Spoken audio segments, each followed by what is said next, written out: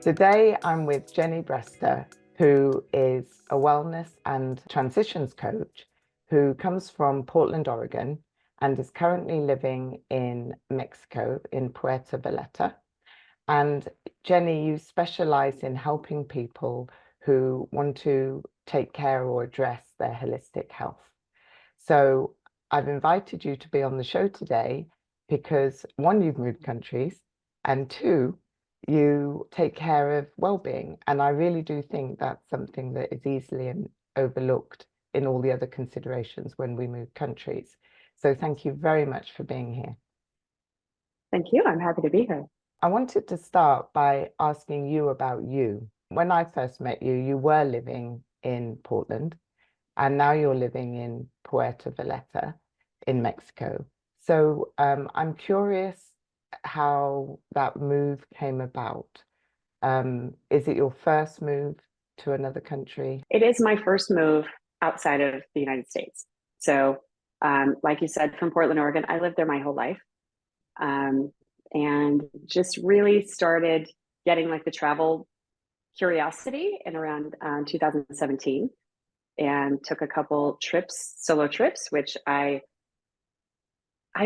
surprised myself that I wasn't afraid to do, but that was sort of the catalyst. And so that's, seeing the world kind of on my own and exploring that way. It's so different outside of the United States. And it was really, really intriguing for me. And so it just kind of, that started the ball rolling for, changing careers and getting into coaching. And also I had it in my head. I was like, I want to live somewhere else. I want to experience what this is on not just like a vacation level. And so that was really a turning point for me. And the first trip was to Thailand. And so, which was completely on the other side of the world from Portland, which was a travel experience in itself, just getting there. But it was eye-opening, and in the best way, to just, you truly experience that there's an entire world out there. And so it was really exciting, really exciting. Yeah. They call Thailand the land of smiles. So that as a choice was probably a really brilliant choice, because it's quite a welcoming country to visit. Yes. Is that how you found it? Absolutely. Just getting off the airplane, it was, people are friendly. It was very warm. The climate was actually physically warm and really humid. And at first it was like, wow, oh my gosh. But literally every person that I encountered was incredible. They're so warm, so friendly, really welcoming, really, really accommodating. And it really was the land of smiles. Being able to take tours and explore more, than just the area I was in was amazing as well. And I'm actually planning to return there next year so I can revisit and, just see other parts of the country. But yeah, it was a really great first choice. And, part of it was just wanting to make like a leap, right? So it wasn't, oh, I want to go to, Canada, which is, next door, but to really like throw myself out, right, for that experience. And so I'm really grateful that I did it, because it, like I said, it was a turning point. It's really started the ball rolling for me on making changes for myself, and just the life that I want to have, kind of getting another picture of it. And when you started to create the life that you wanted to have, how did that create the country you would choose? Interestingly enough, when the COVID and everything was happening and travel was very limited, I had come down to a town called Brester, which is just north of Puerto Vallarta, and with my sister and one of my girlfriends. And when COVID happened, we were there, and so we flew back to the lockdowns and things like that. And so I had come into this part of Mexico, but not into Puerto Vallarta. So returning home, and then travel was shut down and all of that was going on. And so when travel very first started opening up, only certain countries would allow people in, and for proximity, it was very close. So west coast of the US to west coast of Mexico, pretty easy. And so I booked a trip to Puerto Vallarta by myself, and I just fell in love with the city right away. And so over the next couple of years, just kept coming back a few times a year. And I was like, I love it here every time. I would be in tears in the airport leaving, not wanting to go. And so I was like, this is the place that I'm gonna, that I'm gonna go. And so knowing that I knew that I wanted to live abroad, and I've known it for, like I said, a few years. I was here last May and decided then that I'm going to come home from this trip and I'm going to start the process. And so I just knew, and this is a wonderful place and I love it. My heart is absolutely here. I feel at home, and I know that this is where I am now, but maybe I'm open to changing as it goes forward, see where I go next. It's really open-ended for me. And so this is a great first start. And I can see, keeping a place here permanently, just because it's so close to me. I feel so at home and so welcome here. So it's been about 6 months almost. And you had a recent trip home. So I did. Did that, what was that like, experiencing the two, you're back in your own environment that you've known Yes. forever, but your heart is belonging somewhere else? It really, I don't want to sound negative. It solidified my decision to be here. If anyone knows Portland, the weather is not ideal except for in the summer, really, because there's just quite a bit of rain. That's why it's so green and beautiful and lush. But coming back in early April meant it was still raining quite a bit, and the temperature was quite a bit cooler than here. And so it was kind of from that aspect, but it was wonderful to see my friends and family. That is the one thing that is probably challenging, right? Is that your people, right? But I definitely felt that it really wasn't my home anymore. It wasn't my home. And so it's wonderful that I have like I said, like a social circle there, and always will have a place there with my friends and family. But I didn't feel like I actually belonged there anymore. And so it was wonderful to come back home here to this home, and just know that, I believe that there is this sense of home for me in other places, but I think that it was Portland for a period of time, and it just is no longer. And when you came back to where you are now, you had that sense of belonging. Was that there immediately? Yes. Yeah. Just landing in the airport, I was like, it's good to be back. Yeah. That's great. And I have friends here. So I've, and over the course of coming here for the last few years and spending time, multiple times, I've developed, friendships with locals and other expats. And those have just become stronger and more, just greater, just meeting more people pretty consistently. And so it was nice to come home to, see the friends that I have here and feel, everybody's excited to get back together. And that's, it's a good feeling. And what are the challenges that you're finding? Do you have language challenges, anything like that? Well, I'm taking Spanish lessons. The language barrier isn't much of a thing in this area that I'm in, because there are a lot of, like I said, expats, and it's very accommodating to foreigners. So English is spoken very commonly, but again, I'm learning Spanish because I feel like it is respectful to be learning the culture of where you are. But the challenges would probably be, the first one was finding the place to live. And so it's hard to find that without being here. So I was able to look and see, I'm familiar with the neighborhoods and things like that, but to actually rent a place, because I'm renting for now, was a little more difficult, because you have to be here and you start looking, and then you have to visit places, and it's right away. And it's also, when I arrived in October, it was the start of coming high season, which is the very popular time for tourists. And so that was probably the biggest challenge, was finding a place to rent long term that wasn't of the same sort of like tourist prices, right? So if you come and rent a condo, like an Airbnb for a couple of weeks, you're willing to pay what it is, right? But for a month, you wouldn't want to pay that price for a month, if that makes sense, right? Mm. So finding a long-term rental took a little bit more, but it worked out, and I think I really got lucky with the place that I found because it suits me perfectly. But that was probably the biggest challenge. But otherwise, it's a challenge, but I also was looking for it. So I was excited about kind of simplifying my life.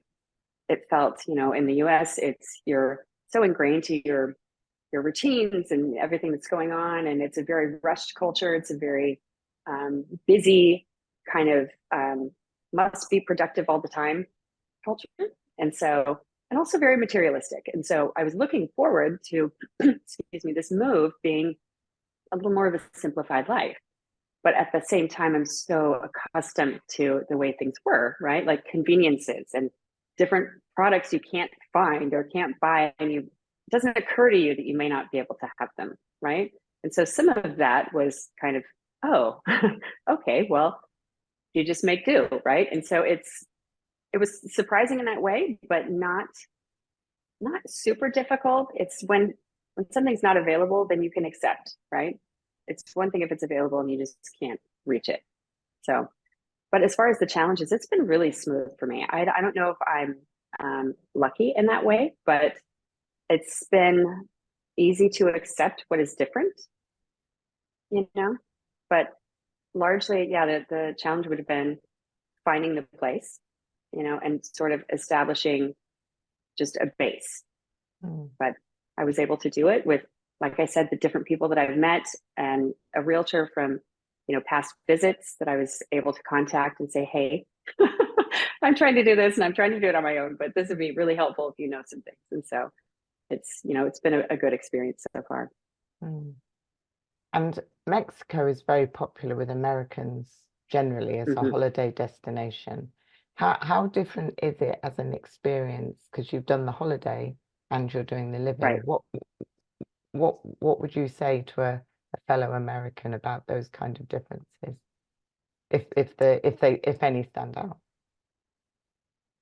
Probably it's interesting because when you're on holiday, you want to do everything, see everything, right? Like experience it all while you're there in this period of time.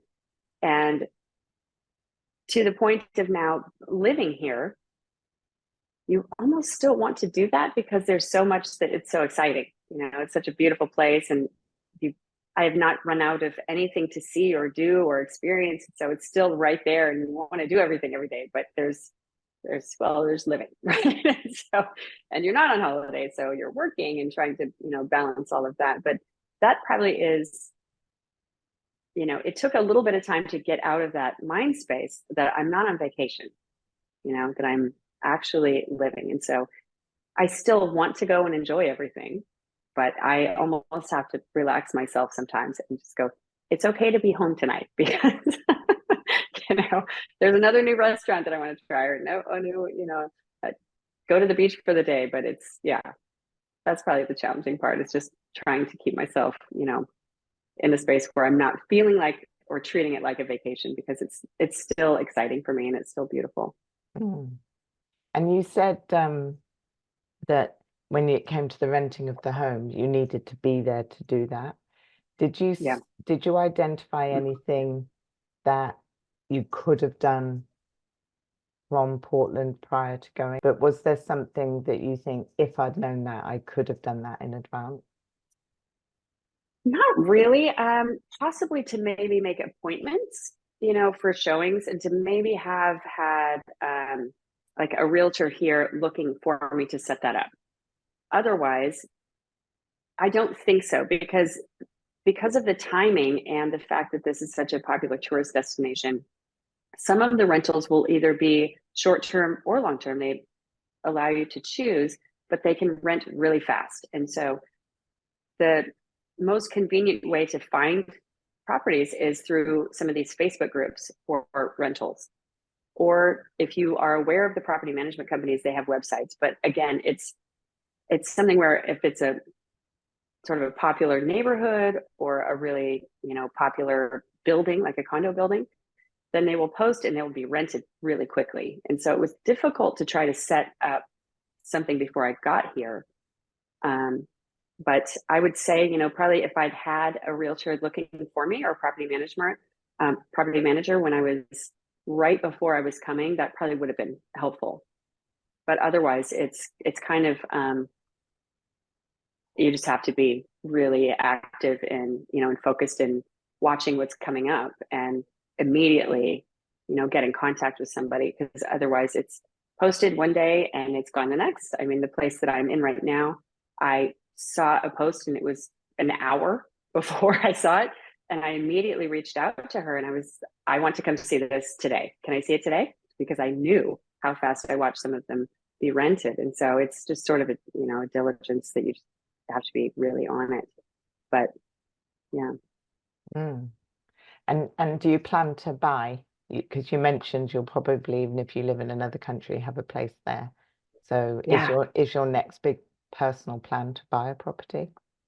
I would like to. Yeah, that is the intention, is to have a condo here, because I can't tell the future, but I can't see ever being tired of this. This is it really has everything that I enjoy, and so I have a great network of people already, and I love the city, and it's right on the we're right on the beach, and so it's beautiful in the bay, and so the weather is lovely. Right, everything is very walkable, so I don't have to have a car, which is really convenient too. And so having a place here to, for sure, spend months at a time out of each year, even if I'm traveling or if I decide to spend a few months in another country in the same situation, I could see this staying as one of my home bases. Yeah, so buying a condo at some point in the next probably 2 years, I can see that. Thank you. And Yeah. was it easy to move your business over into Mexico as your So coaching? I work online entirely, and so it really is not a matter of where I am physically. However, it is more convenient being in the U.S. time zones, just for obvious reasons, right? But since this is it's like I said, there's a lot of expats here, but it's also a lot of tourists, and so I meet so many people on just a regular basis. Most days that I am out, I'm meeting somebody. And so it's very easy to talk to people and to interact. And so it actually, if anything, has broadened my opportunities for coaching.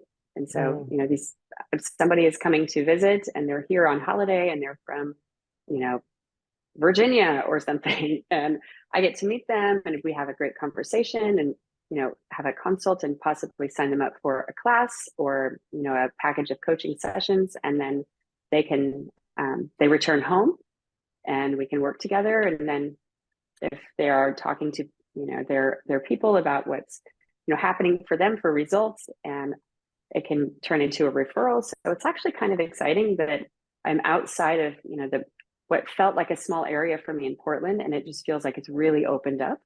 And so it was kind of unexpected that way, because some people think that the tourism thing is, well, you're not going to see these people again.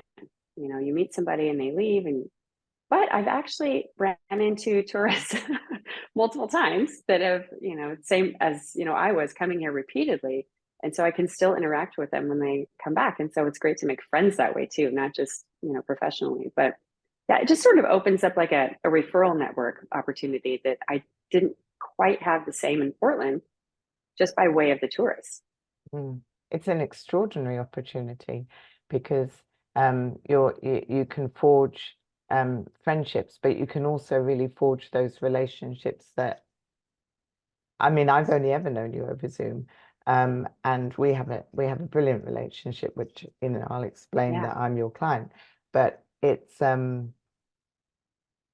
think there is always something very special when you meet someone, and if you've met them first and that trust is created, you're naturally going to want to keep that relationship over Zoom going and absolutely refer, because Yeah. you've met in person. It's really consolidated. Well, this is a good segue into looking at the expertise that you have that I want to dip into to support people when they're considering moving countries. Because I met you as my wild fit coach. And because I participate, this is my second challenge. I'm coming to the completion of my second wild fit challenge. You're my coach, and I chose you from a bunch of coaches, and I've always been really glad that you're my coach. And I realized that when you move countries, you neglect a lot of things. You're so focused on what you must do that maybe, well, certainly for me, I can only speak for myself. I totally neglected my well-being and especially my physical well-being. And it was that that prompted me to find WildFit on the internet, and that prompted me to work with a coach. It occurs to me that another part of your business could be supporting people who move countries. But before I get into stealing your knowledge, would you clarify a couple of things for me? What Sure. your title is Wellness and Transitions Coach. What does transitions refer to? Transitions is basically like life changes, right? And so similarly, it's interesting that you mentioned coaching people that are making this move. It is similar to that, right? And so it's not necessarily always health specific, but getting from here to here can feel overwhelming for people. Okay. And so supporting them in keeping that progress going, right? Like you talked about. So keeping helping people to keep their motivation strong and to keep focused and on their path, right? To keep it happening. And so that is the transition part. So whether that is health related, whether that's something where somebody is starting, they've really in a place where they're not feeling good about the food they're eating or their habits or the way that just they're feeling about themselves, right? In their current state, that, transition health wise or, with like life events or changing careers or something like, something that is a big shift, right? And so it's mostly applicable to health because I do believe it's all connected. And so I think that, that's why, the holistic health. So it's our bodies function and our minds function, but they're all together. It's like you can't expect to only change your physical self when you change, for instance, food, right? So however you are treating your physical body is going to impact, your mind and your emotional wellness, right? So it is all absolutely connected. And so the transitions, they are both, even if somebody is coming and saying, oh, I'm for instance, moving, I'm going to move to Croatia, right? Or something like that. Well, then I do still believe that we have to address your physical health. I don't think it is just a matter of doing activity A, B, C, D to get from here to there, so they support each other. And so they both need to be addressed. And so that is the transition component. I'm noticing for myself, one of the things that really impacted me in my first year of living in America was I don't know how to word it, my financial well-being or my relationship to finances. So do you notice that that comes up for people when they're looking at their holistic health? Because moving countries challenges finances a lot. It does, and the thing is, like, finance is connected to a lot of things too. And so when, for instance, just somebody looking for making changes to their health, one of the first questions or one of the first thoughts for a lot of people is, how much is it going to cost? How much is it? How much is it? Right? So it's a real thing. It is a real thing. And most people don't have just money to throw around, right? To be really honest, so it is a consideration, but it's whether it's seen as a stress or not. Right. And so it is a factor. And so there is a sort of the mindset of, I will figure out how to pay what it takes to make this happen for myself, or I don't know when that's going to happen because this other thing's a priority, right? But it's still, the finance is going to be a piece of all of it, just because unfortunately it's, the way the economies are right now, it's a strain for a lot of people.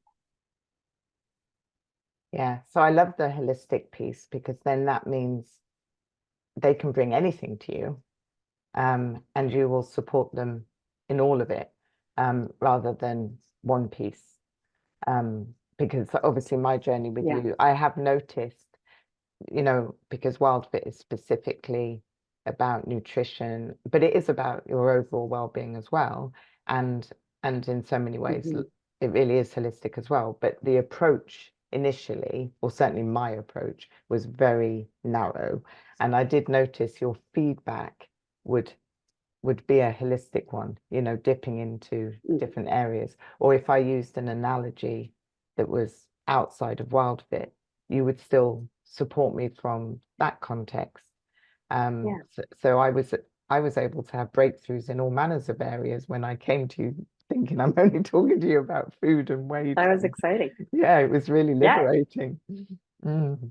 Yeah. And I mean, I'll just say it's been an honor to coach you because it's interesting for me, and I love to be able to kind of get behind what's actually happening. So when you mentioned WildFit and the narrow focus, that's kind of where a lot of it starts. And so people find WildFit because they have physical health goals, right? Whether it's um, like losing weight, or they're having a health condition or something like that. But what drives our choices is not necessarily, it's the food in some ways, but usually what's behind it for us. And so I think it's really important to address that because it is connected. It is. We can change you can change what you're eating, but that doesn't change how you're choosing if you are just trying to do the thing, right? So eat the thing and not thinking about what's driving your choice, or what that means for you. So it has meaning. We all have our own meanings for things, and it's very individual. But our health is in the state it is because of our choices. And so it's sometimes can feel like maybe a blind spot. And I think that's where coaching comes in, is when you can't, as yourself, see where it's going wrong for you, or where it's like stalls out or something. You can't get past a certain obstacle or something, right? It's the blind spots. And so those are not necessarily eating the apple instead of the cookie, right? Yeah. And But it, it is connected. And so the mindset piece is the thing. And so, I mean, we can have, you can teach people and give them all of the wonderful, most, you know, factual information about health and food and fitness and all of these things. But if they don't know how to apply it to themselves, or cannot quite reach the point of taking action, then it's just some information that actually, unfortunately, can make people just feel guilt and shame, because they feel like, what's wrong with me that I can't make this happen? And there's nothing wrong. There's just probably something in the way that you can't see yet. And so this is where, kind of having the support, and then also the accountability through the process, is really helpful for people. mm, yeah, I absolutely think so.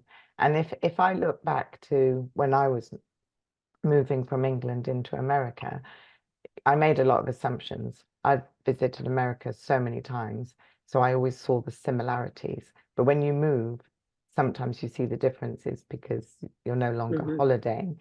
And the first thing that I was neglecting was my general eating habits. And in order to save money, I was eating more poorly. And then you have the consequence of that. You gain a bit of weight, and then you're frustrated with that, Yeah. and it all goes around. Or you're emotional eating. Well, I was emotional eating and things like that. And Yeah. so you talking about the choices is really good once you've started to identify what's behind that almost choice that you've made without thinking about it. And when Mm-hmm. you start to think about your choice, it's a very different experience. And that's what I really started to learn in working with you, so that I could identify my choices and then choose. And Yeah. so that's what I'm very grateful for, because I can see very quickly why I'm doing what I'm doing. Um, Yeah. and and when given all this, and you give this away to others, I'm curious how it was for you when you made your move. did you because you have that good relationship with your choices, Mhm. in the knowing of it, they do say that knowing can make no difference sometimes. So Sometimes. it's in the applying or the execution of it. Yes. Were there times when you were tempted to not honor the choices that would empower your well-being and things, or did you just was it more like being an athlete where you knew what would support your moves, so you continued to do well, so to speak, with Mhm. what you know to do? I brought my habits with me, right? And so, I mean, part of the fun of taking, vacations and things like that is it's like it shakes up your routines, right? It kind of like you aren't in your same space, so you don't have that automatic thing that happens when you wake up in the morning and see this and do that, and it triggers your habits, and you have this routine that you almost don't even think about. It's autopilot, right? And so I love that about taking trips. But moving here, it was the first few weeks were my focus was I need to find a place to live. And that became like almost like a tunnel vision, just because it was something that wasn't going as smoothly as I wanted, right? Otherwise, everything else was great. That was the thing. And so I became almost I was focusing in on it so much that I kind of let things be outside, right? And so it was the time when maybe I didn't have as much physical activity. So I didn't have a gym at the time. I didn't have, and if I'm not somewhere that I can buy free weights to do, like dumbbells, which I normally would work out at home because it's just so efficient for me to do, strength training at home and I would go for a walk in the morning on the beach, because that's, how could you not? It's so beautiful here. But to do the strength training that actually I find is one of the most powerful things just for my mental health is strength training. And not a lot of it, 20, 30 minutes a day. And so, but not doing that, I immediately noticed the impact of not doing it. But I couldn't find myself to prioritize it right away, because it's like I don't have a gym and I don't have the stuff. And so I need to find a place. And so it was kind of, and then I felt the effects of it within, I don't know, probably a week or two. I was like, I could feel that it was missing for me, and in those spaces when it's really stressful. I mean, I'm a proponent for meditation, but it was difficult. Right. And so without the strength training, and that meant my mind is kind of all over the place because it's not feeling settled. And then it was hard to meditate in that space because I was like, it's not working. It's not working. Right. But I start feeling that it's off, I was like, this is really off for me. I have to find, I have to find a way to make this work. Right. And so I was able to find like a temporary rental for a month before the one that I found, was available. So I felt settled in that I found, okay, I have a place to go, but it's just not ready yet. And then finding my next place, I was there for a month. I was like, I can incorporate some of these things back, because I could really tell also when I was in that temporary space, not cooking my own food, because it's, I don't know how long I'm going to be in this place. And so I'm not going to go grocery shopping and buy a bunch of stuff and, not have anything to do with it. And so those things I noticed right away. I could feel it in my body. I could feel it just in my emotions and my attitude and things like that. But once I recognized that I was like, I can't maintain this. I'm not happy with this. Right. And so made it more available, I will say. I think because this is a thing for a lot of people, is they don't feel like certain things are available to them. And when you talk to yourself that way, you will make sure that they're not available to you. Right. And so I was like, this is available for me. I need to just put some focus on it and make the choice. And that made it easier. And so really feeling the difference was like the catalyst, right? So otherwise, you can go on holiday and not work out for a couple of weeks, and it's okay, because who cares? I'm on vacation. It's fine. But once it's living, and you have that mental shift of, I'm not on vacation. I don't want this to be, a new trend for me, is to stop working out. That isn't okay, right? So like I said, when I'm tuning in and I can feel it, then it's okay, I need to do something about this, because I want this for myself. I do. It's not that I don't want it. It's just that I've been prioritizing other things, and it becomes louder, for you. for me anyway. Mm. Yeah, that's great, because when you are on holiday and you return home, in a way, it's a safety net. You're just going to fall back into your habits, your gym membership, whatever. But when you start living somewhere, your new habit can be letting the good habits go. And that's definitely what I found. I think it's common. So, you know, in that you noticed it too for yourself, that all these other things take priority when they're this close to you, right? They're right in your face. But taking time to work out or to prepare your own meal or, you know, meditate or, you know, whatever those things are for you, journaling, or those seemingly stop being priorities when you feel like you have this urgency of something else, right? And similar to what you said, like you come home from a holiday or vacation and you have a life that's set up for you already. It's already there. You just step back in.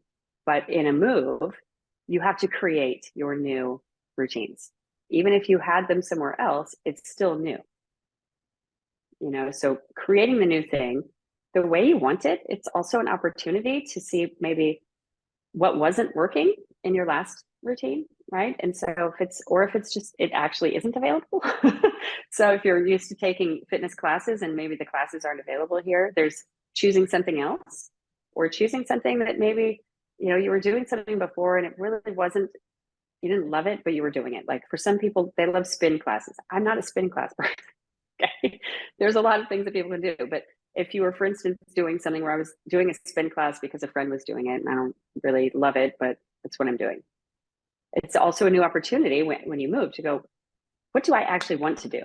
Right? Like, what is going to make me feel good here now? And really craft your new, you know, wellness routines and what is supportive considering now. And especially if, you know, emotionally or mentally, if there were stresses from where you live that you were dealing with and you were coping with, or using, you know, needing to do certain things to, like journaling, if you're in a stressful space and you found journaling was really helpful, and now this move and you finally feel settled and you don't really have the same stress as you did, and so maybe you don't really need to do a lot of journaling, you know, to kind of recognize those things, but really craft like your new, you know, your new plan and your new path. It's a great opportunity. Yeah, it really is. And I love the word craft. I mean, it's often we want to take the blueprint of our life and blueprint it onto where we've gone to. And the use of the word create and craft, of those two words, it really is an opportunity that you literally almost start from ground zero and say, well, what's available here? What works here? You're not neglecting any piece, but you're not assuming or demanding that if before it was a spin class, it doesn't have to be a spin class this time. It's just, how are you looking after whatever the spin class served for you? So yeah, that's really good. And do you have any like hacks, tips, anything that, you know, if I were, because I have every intention of moving countries again. I am happy here and will be here for some time, but I intend to move to another country. And I do not want to go through what I went through in my first year. So if you were talking to somebody who's never moved, or someone like me who didn't enjoy the neglect of self, what would be some of the things you would recommend? Because obviously you can't say something that's for every, you know, we're all different and we're individual, and that's what you realize when you're a client of a coach. You really discover your own nuances. But can you think of some things that, as a general, we could take away? I think first of all, give yourself some grace, right? It is a huge disruption to go and move countries, or even to just move cities, right? Like, give yourself some grace to not have it perfect, and to not have everything, you know, you're taking from here to there, and have all of your stuff lined up and, you know, ready to go. I would say that's first. Second, give yourself some room to sort of assess where you are, right? You make a move and it's okay, well, the things that are important, right, for your body and mind is definitely your food, some movement, and some mindfulness, right? Like, keep it pretty basic at first, because like I said, it is like it's a big thing, right? So it's not just a physical move. Like you're it has a great, you know, emotional and mental impact on just changing that environment so drastically, right? Where you're eating and sleeping, where you're, you know, where you're socializing, where everything is different. So it's all new. Let it be new. And then, like I said, the basics, right? Like get a little bit basic about your food and your movement and your mindfulness, and just start them small. So you're not feeling overwhelmed by the move and these things, right? You don't want these to be added stressors on, you know, what your situation is, but something that's helping you, right? And supporting you in the move, but also support of your body. So I would say, you know, focus on starting small and increasing up. So you're feeling good about making, you know, that you're contributing to yourself, but it's not something where it feels heavy, where it's a stress, where it feels like, oh, I have to do this thing. And if I don't, then guilt, shame, da, da, da, da. Right. So I would say the basics, right? Food, activity, and mindfulness. Also sleep. Sleep is a really, really important factor. So, you know, I'd almost say sleep is before all of those things, to really just make sure that you can be in a rested state where you can make good decisions for yourself. And so, you know, like I said, it's just starting small and putting more and more focus as you go, so it isn't a burden, right? And so you actually do get to enjoy the benefits of what you're choosing for yourself. Yeah, I love that. If I took each piece of advice you've just given, the stress would be minimized. So Yeah. therefore, I'd be more present and more tuned in, more aware to aware of the opportunities, and more ready to kind of deal, because I'd be rested from sleep. I would be giving myself grace. I'd be allowing things to be, and the new things could be new without me going, why is it like this? Or you know, or I don't like it like that, or Yeah. something like that. So a lot of very subtle stress arises and accumulates, I think, looking back in a move. So I think everything you've just said really keeps the stress at bay. For example, when I lived in Nigeria, I had so many expectations, and you know, and my husband would redirect me and say, well, hang on a minute, you are in a different country, you know, maybe Right. listen and learn, Yeah. and you can still stay true to your values, but if you listen and learn, and I assimilated very well, but really because of his advice, because I was Yeah. listening to what the environment was telling me, not trying to tell the environment how I wanted it Yeah. to be. And that makes sense. I mean, stress is basically resistance. You know, it's wanting something to be different than it is, or wanting, you know, wanting to get what you want.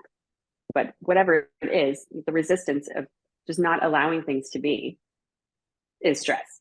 And so if you can accept what is there, but most of it is just what you're expecting, right? So if you expect to have all of the things that you had from this country to have them here, and if it's not that way, that is resistance, and then you're pushing back on it. And that's a hard place to make moves from, right? It's a hard place to, you know, see opportunity, or to, and it because it is an opportunity. You're in somewhere brand new that has things available that you may just not be aware of yet, you know? And so when you can step out of resistance, then you can see more clearly what is available. And maybe it is available, you just couldn't see it. Mm. You know, you just can't see it from where you are. But yeah, it's the stress component is, it's natural. I think it's normal. I think everybody has it, but it's just sometimes it's that pause of, okay, what am I trying to deal with here? What am I expecting, or what am I disappointed at about, you know, that isn't the way that I want it to be? And can I just be with that? Can I allow that? You know, and that's, you Mm. know, we're also ingrained in the way we think about things, and especially if we're bringing them from somewhere else, right? That maybe they don't fit here. Maybe Mm. that's okay. Yeah. You know, maybe it's an opportunity to let go of that way of thinking, or let go of those expectations, and then that is a weight lifted off of you, right? Because the expectations you have are your burden. Absolutely. Mm. So it seems to me that your move, it's almost like a demonstration, you know, of Mhm. a good move. It feels like a good move. Yeah. Because everything can be remedied and rectified. Nonetheless, that's a little bit of a tiring way of going about things. So I really love the fact that you notice things and then you would bring in things, or you would observe and then utilize what was in front of you. Would you say that your whole move has ended up, it was just, if you look at the move itself, and obviously you could say you're still in the move because it's only a matter of months, but would you say it's overall rewarding because you did employ what you know to bring, like the giving grace? Yes, I would say it's been much more smooth than I expected it to be, just because I didn't know what to expect. And so having not moved to another country before, I was concerned that it would be a lot of things to handle that I was not aware of yet. Right. So it sounds like it's almost like you work it up in your mind that it's going to be so big because why don't more people do this? Is it because it's too hard? Right. That kind of thinking. But also, in just by way of my work and my education, I could kind of allow myself to have that spinning for a minute and then just go, wait. Okay, what is actually happening right now? We're dealing with what's happening right now. Okay. And that was a huge help for me, just because I think, the stress spirals, right? And the way of sort of snowball thinking, where I don't know what this might be, but it could be worse. But what and then that, and then that, and it's right. It's chaos. But to be able to stop myself and just kind of go, okay, yes, or vent, or do kind of like stream of conscious writing, where you just let all your thoughts out. You can think all of the difficult things or whatever and just get them out. But to allow that to be, and then go, okay, what do I actually want to do? What is happening? For sure happening right now that I'm not imagining, right? Or not putting creating kind of the chaos for myself. But what is actually happening, and what do I want to do about it? Do I want to do something? Do I want to do nothing about it? Then if I'm going to do nothing about it, then I need to put it aside and not have it, consume me. Because not everything that you think needs to be addressed, right? So, okay. And so really just kind of being able to feel my feelings, think my thoughts, and then decide what is important and how do I actually want to feel? I will never choose. I just want to feel stressed, ever. So how do I actually want to feel? Okay, well, I want to feel like I'm making progress towards this thing. Great. So then I'm going to take some action on it. Would it make sense? Otherwise, it was, do I want to be stressed about this? No. How do I want to feel? I want to feel like, I just want to feel at peace. Okay. So then maybe let's just put this aside and we can, do something else for the time being and let, my body kind of like, just come back to a place of calm, and then I can think about it again, because I could tell if, I was in an elevated state that was not helpful. But the tools really do matter, right? Because our experience is the way we perceive our life and our reality. And so that is, when you understand that that's really up to you, it can feel like either a huge responsibility or massive opportunity, right? So it's the everything's up to me, or ooh, everything's up to me. I mean, it's the same thought, but it's a different meaning, and you get to decide. And so it's a power that can be really exciting or really kind of crushing, depending on what you choose. But I think it's very obvious that when you feel empowered and like really you have the means to impact your experience and your feelings and your thoughts, then it's a beautiful place, right? It's a beautiful place because it means that you can create the life that you want. And so it comes down to just those small moments, right? Of making a decision, and on the way, you're going to see something. And so those, having that way of thinking and those tools, hugely helpful for me.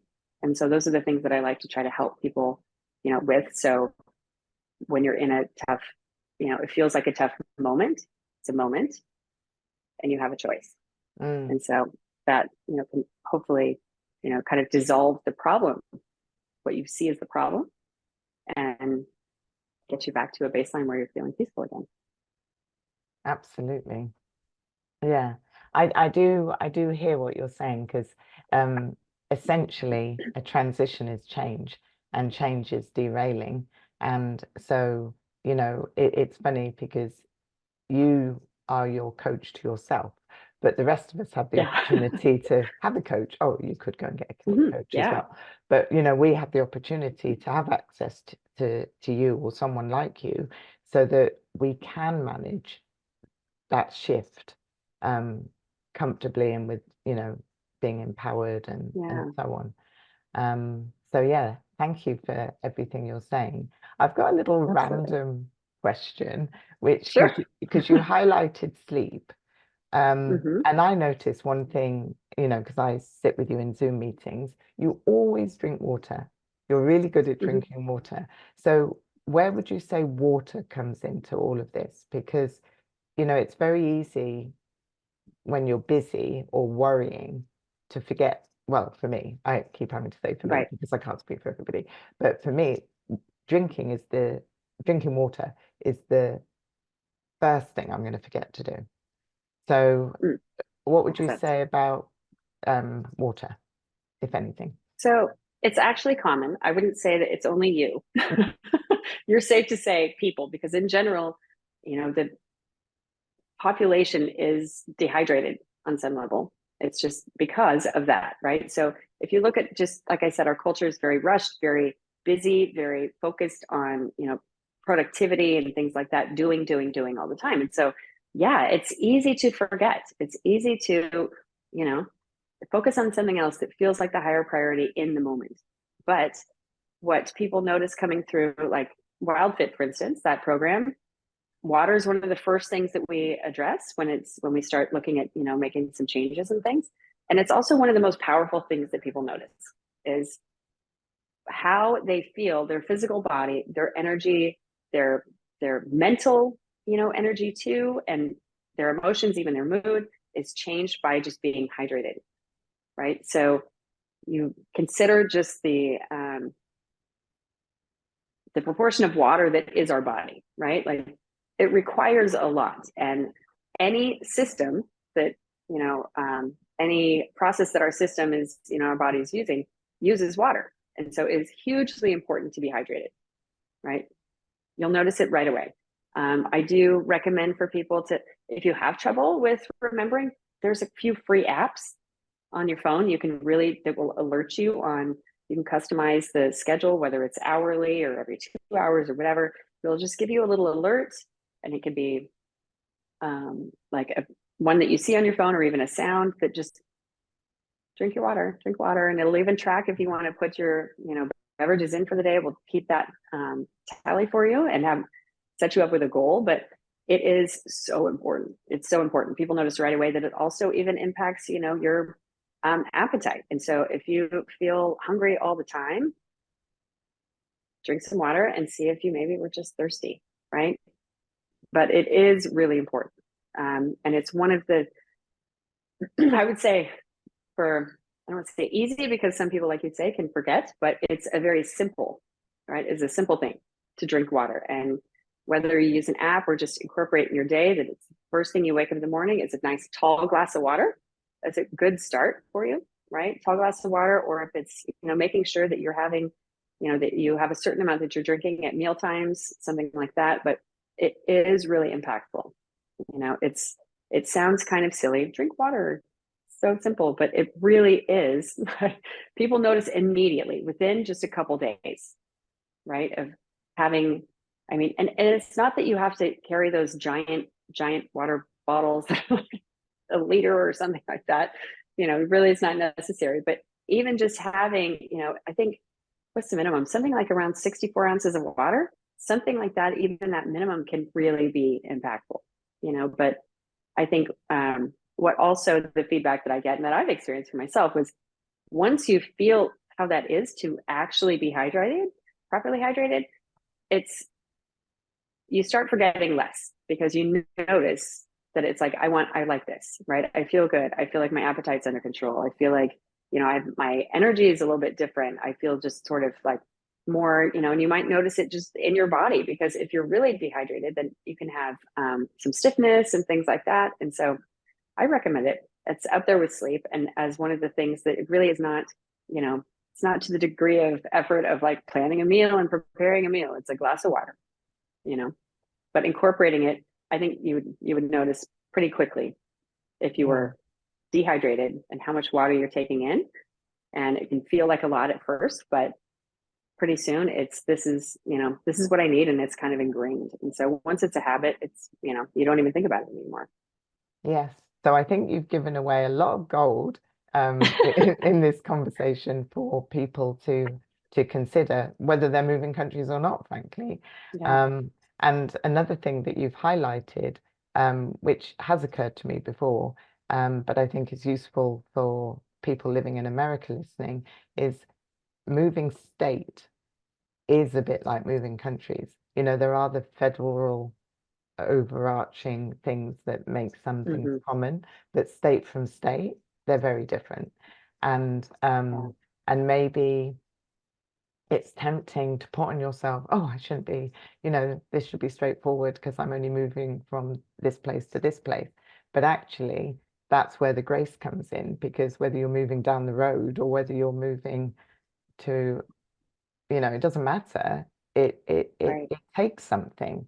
So I think everything you've said applies to all of it.